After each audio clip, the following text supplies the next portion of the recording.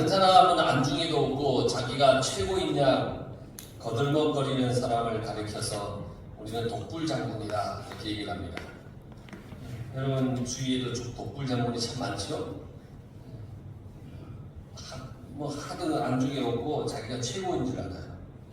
뭐든지 자기가 중심이고 뭐든지 다 관여해야 하고 뭐든지 독단적인 결정을 해야 한다고 생각하는 사람이 독불장군이라고 얘기를 합니다. 그런데 아무리 스스로 지혜롭다고 생각하고 능력 있다라고 그렇게 여긴다 해도 자기 혼자 모든 일을 다 감당할 수는 없습니다. 여러분 팔방미인이라는 그 말이 있잖아요. 모든 걸 다 잘하는 사람. 근데 아무리 팔방미인이라도 혼자서 모든 일을 다 할 수는 없습니다.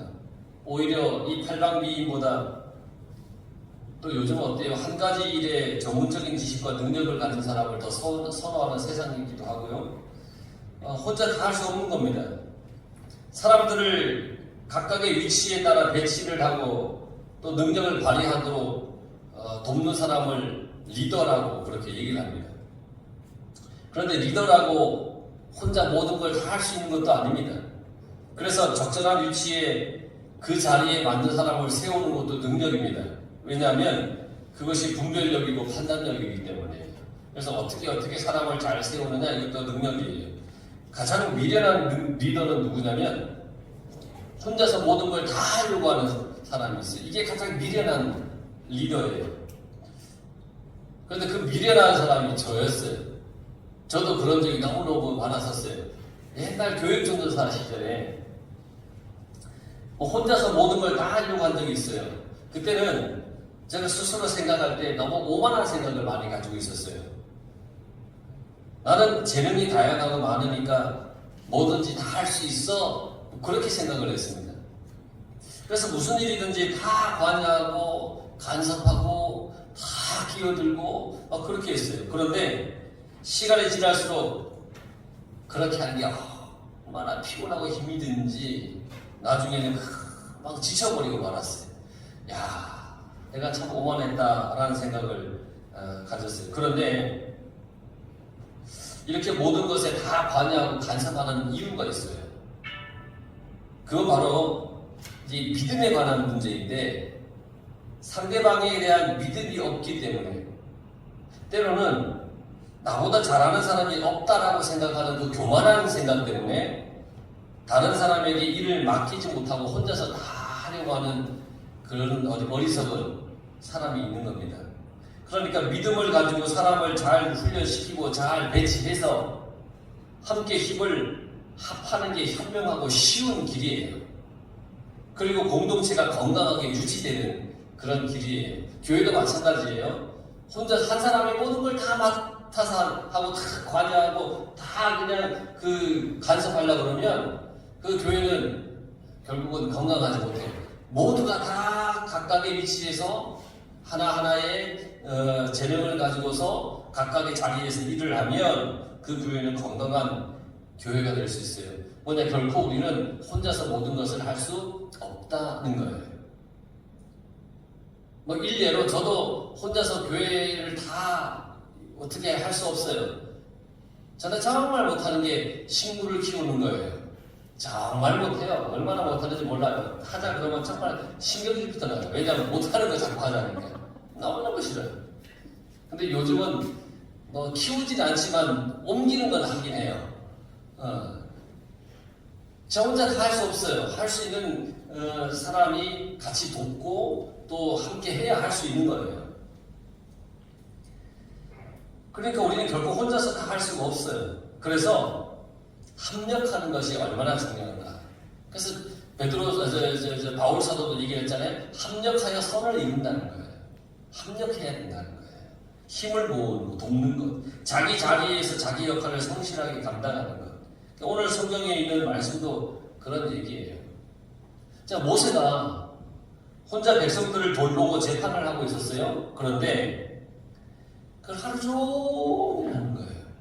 아침부터 저녁까지 밤까지 하루 종일 재판거리를 가져오는 백성들을 재판을 하고 있어요. 그래서 다른 일을 전혀 할 수 없어요. 하루 종일 그것만 해요. 쉬지 못하고 그걸 그러고 있는 거예요. 그러니까 얼마나 지치고 힘이 들겠어요. 그리고 백성들이 좀 많습니까? 출애굽을 했을 때 나올 때의 백성이 60만 명인데 뭐 시간이 조금 지나면 애 안 낳습니까? 그러니까 더 많아지는 거예요. 백성이 많아요. 그 많은 백성들의 고충을 혼자 듣고 혼자서 판단하고 혼자서 재판을 하니까 얼마나 힘들겠어요. 너무너무 힘들어요. 너무 힘들어요. 정말 모세는 되게 힘들 것 같아요. 저는 언약의 기쁨이 둘이 싸우는 거 중재하는 것도 머리 아파 죽겠어요. 두 명도 머리 아파 죽겠는데 이 모세는 얼마나 힘이 들겠어요. 이러한 모세의 삶에 그의 장인인 이드로가 찾아옵니다. 이드로는 미디안의 제사장이라고 그랬어요. 그리고 모세를 찾아와서 그동안 있었던 모든 일을 모세에게 들었습니다. 하나님께서 이스라엘 백성들에게 행하신 일, 애굽에서 그들을 인도하여 내신 일, 이 모든 것을 다 들었어요. 출애굽을 해서 지금까지 지내온 모든 여정에 대해서 하나하나 다 들었어요. 그들이 당한 고난과 그 고난을 통해서 그들을 구원해 내신 하나님의 구원의 역사에 대해서 이 장인인 이드로가 다 들었어요. 이 말을 들은 이드로는 그 즉시 하나님을 찬양을 했습니다. 애국과 바로의 손에서 이스라엘을 구원해 주신 하나님을 찬양했습니다. 그러면서 오늘 11절에 이드로가 하나님에 대해서 이렇게 고백을 했어요. 이제 내가 알았도다. 여호와는 모든 신보다 크심으로 이스라엘에게 교만하게 행하는 그들을 이기셨도다 그랬어요. 이드로의 이러한 신앙 고백처럼 우리도 하나님의 위대한 일을 들었을 때 우리의 입으로 하나님을 찬양하고 하나님을 고백할 줄 알아야 됩니다. 하나님께서 우리에게 원하시는 것은 우리의 입으로 하나님을 찬양하고 하나님이 나의 구원자이심을 고백하는 걸 듣길 원하고 계십니다.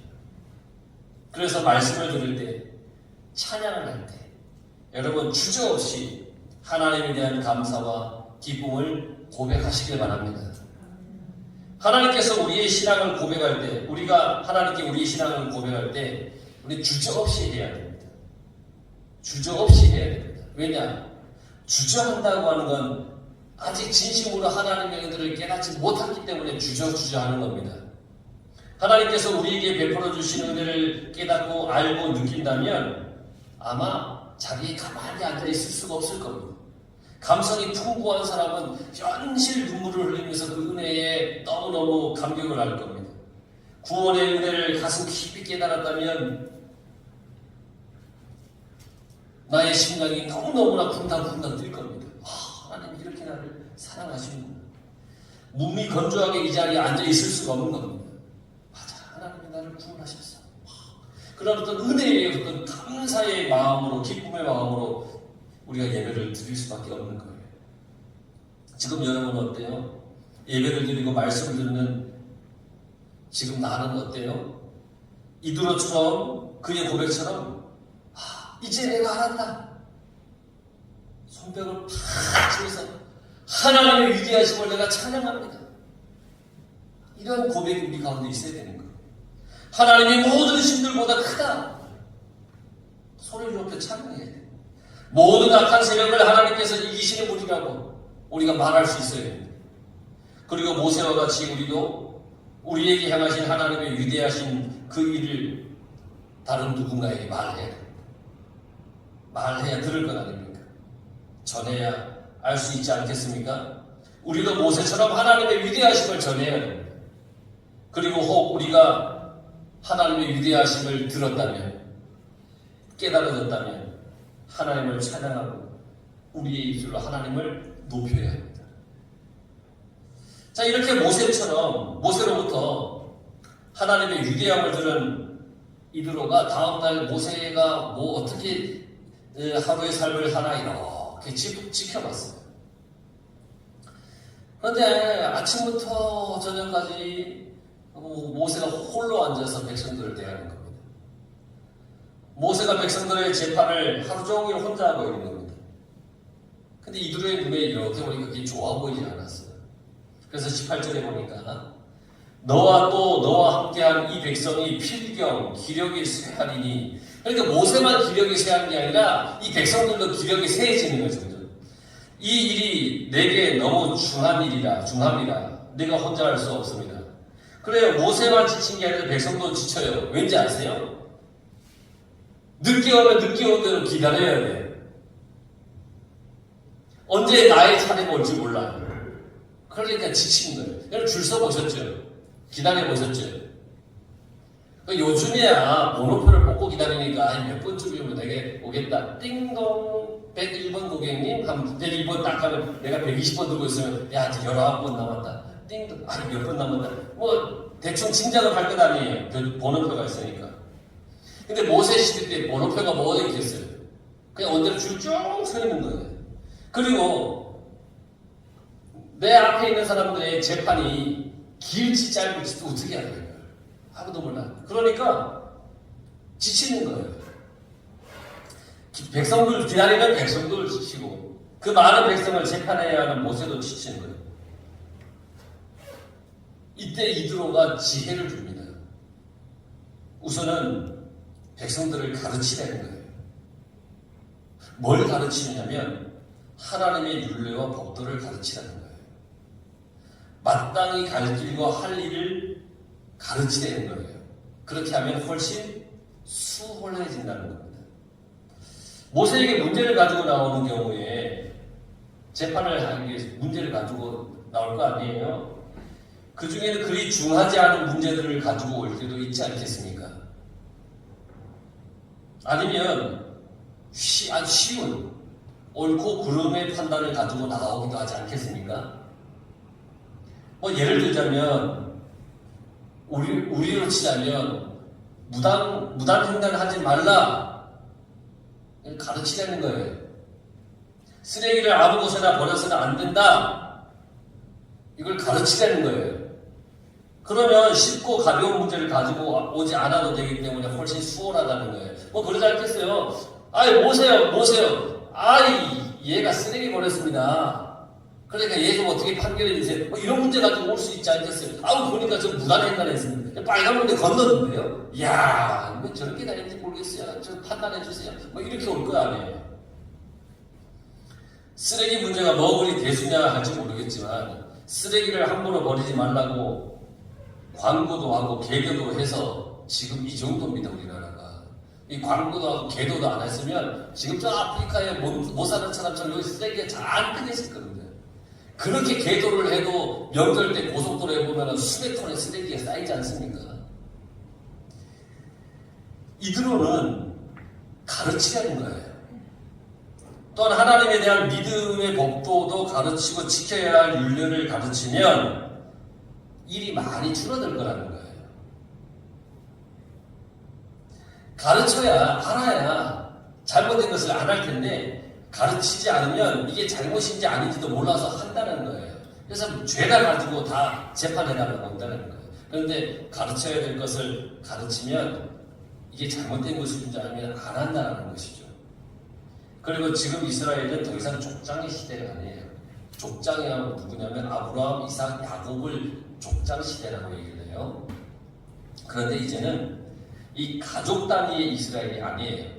족장, 이 가족 단위의 이스라엘이 아니라 요셉 이후에 애굽 땅에 간 그 이스라엘은 이제는 어떤 국가 단위의 이스라엘로 그 단위가 커졌어요. 가족 단위일 때는 뭐 얼마든지 잘 조절해 줄 수 있지만 이 국가 단위로 규모가 커지면 그때부터는 문제가 달라지는 거예요. 이드로는 그걸 봤어요. 그래서 백성들을 가르치기를 모세에게 권했고 또 사람을 세우라는 거예요. 도울 사람을 세우라는 거예요. 1000부장, 100부장, 50부장, 10부장을 세우라는 거예요. 1000부장은 1000명에 한 명을 대표, 100부장은 100명에 한 명, 50부장은 50명에 한 명, 10부장은 10명 중에 한 명 세우라는 거예요. 그런데 아무렇게나 세우는 것이 아니라 이드로가 기준을 마련해 주었어요. 온 백성 가운데 능력이 있는 사람, 하나님을 두려워하며 진실하며 불의한 이익을 미워하는 자를 살펴서 백성 위에 세우라. 네 가지의 기준을 정해줬어요. 능력이 있는 사람. 아무나 세우면 안 되잖아요. 일을 잘 감당할 수 있는 능력이 있는 사람을 세우라는 거예요. 일을 처리하고 이해하고 판단할 수 있는 능력이 있는 사람. 아무런 능력도 안 되는 사람을 세웠다가는 당연히 낭패를 보게 돼 있죠. 오늘날도 능력이 안 되는 사람을 세워서 얼마나 많은 사건 사고들이 일어나는지 몰라요. 얼마나 경제가 휘청휘청하는지 몰라요. 능력도 안 되는 사람을 기관장으로 세워요. 아, 우리 선거 때 일 도와줬으니까 기관장 하세요. 막 이렇게 세워요. 근데 거기에 합당한 사람도 아니에요. 그러다 보면 휘청휘청해지는 거예요. 때로는 사고나 사건을 제대로 처리하지 못해서 어려움을 당하는 무능한 고위 관리들이 얼마나 많은지 몰라요. 능력이 없어서 그래요. 그래서 능력을 가졌는지에 대한 검증을 잘 해야 돼요. 이도로가 얘기한 거예요. 능력 있는 사람을 세워라. 능력 있는 사람. 두 번째, 하나님을 두려워하는 사람. 신앙이 투철한 사람. 하나님을 향한 믿음이 확실한 사람. 하나님 말씀에 절대적으로 순종할 수 있는 사람. 그래야 하나님께서 세우신 이스라엘을 섬길 때 최선을 다할 수 있기 때문이에요. 하나님이 보고 계시다라고 하는 두려운 마음이 있으니까 함부로 할 수 없는 거예요. 그래서 하나님이 늘 자기 위에 계시다라는 것을 아는 사람, 믿음이 있는 사람, 하나님을 두려워할 줄 아는 사람. 만약 하나님을 두려워하지 않은 사람이라면 아까 서도에도 말씀드린 것처럼 독불장군이 될 수도 있죠. 야, 내가 천부장이야. 야, 너희들 이제 내가 대장이야. 이렇게 할 수도 있어요. 근데 하나님을 두려워하는 사람은 내가 나를 지켜보는 하나님이 계시다고 하는 것 때문에 함부로 할 수가 없다는 거예요. 그래서 이 하나님을 두려워할 줄 아는 사람을 세우라. 실제로 진실한 사람을 세우라. 진실하다라고 하는 것은 거짓이 없다는 거예요. 사실 여러분 어때요? 팔이 안으로 굽게 되어 있잖아요. 그런데 진실하게 되면 팔이 안으로 굽기 전에 정직할 수가 있어요. 진실한 사람. 진실하면 옳고 그름을 정확하게 판단할 수 있어요. 그 속에 거짓이 없기 때문에 명확하게 판결을 할 수 있어요. 진실하면. 혹 진실한 사람은 이 사람은 속이지도 않아요. 일을 처리했다고 했지만 혹 자기 실수가 있었다면 언제든지 그걸 인정할 수 있는 사람, 이게 진실한 사람이에요. 그러니까 이게 내 실수였습니다. 잘못이었습니다. 미안합니다. 이게 진실한 사람이에요. 진실한 사람. 자기가 잘못한 것에 대해서 아니라고 할 수 있는 사람. 그래서 참 재미있는 장면 중에 하나는 일본 프로야구 심판이 투수가 몸을 딱 던지면 스트라이크, 볼 이렇게 하잖아요. 딱 던졌는데 애매한 거예요. 그래서 스트라이크 같아서 이렇게 하다가 보니까 아니야. 이렇게 하는 거예요. 이렇게. 그러니까 상대 이제 공격하는 수비하는 데서 볼 때는 스트라이크라고 한 것 같은데 이렇게 하고 또 저기 공격하는 데서는 이거 다행이다 막 이렇게 하는데 막 이 수비하는 곳에서 감독이 나와서 왜 당신이 이렇게 했다가 이렇게 해놓고는 왜 이렇게 했냐. 그렇게 심판이 정확하게 얘기를 해요. 내가 스트라이크인 줄 알았는데 보니까 정확하게 보니까 볼이어서 이렇게 했다. 그러니까 내 제스처는 이렇게 처음엔 나갔지만 이렇게 거두어 들었다. 아마 이 진실하지 못한 사람은 자신이 마음대로 스트라이크 막 했을지도 몰라요. 근데 그 심판을 보면서 참 인상 깊었는데 저 진실한 심판이구나 라는 생각이 들어요. 가끔 야구 보면 볼인데 스트라이크라고 그러고 스트라이크인데 볼이라고 심판들이 무지 많아요. 그런데 물론 그게 잘못된 게 아니라 인간의 눈이기 때문에 약간 차원이 있을 수 있지만 그 심판이 너무 좀 인상적이었어요. 진실하니까 자기가 잘못 딱 판정이 나갔을 때 언제 걷어들이고 자신에게 나는 잘못된 판정이었기 때문에 이렇게 제스처를 취했습니다라고 얘기를 할 수 있는 진실한 사람은 자기 자신을 연연하지 않아요.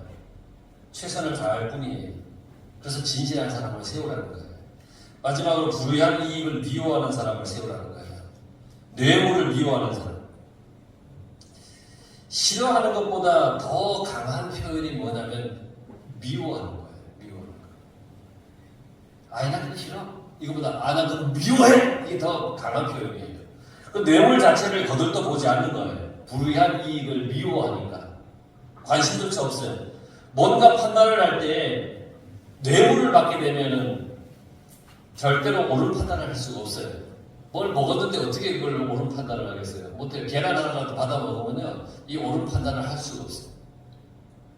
뉴스에 보면은 많은 부분이 이 뇌물수수에 대한 어떤 그런 뉴스들이 참 많이 나오잖아요.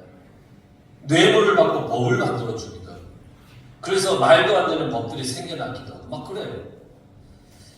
그러니까 이드로는 이스라엘의 리더의 조건을 모세에게 가르쳐 주었어요. 그리고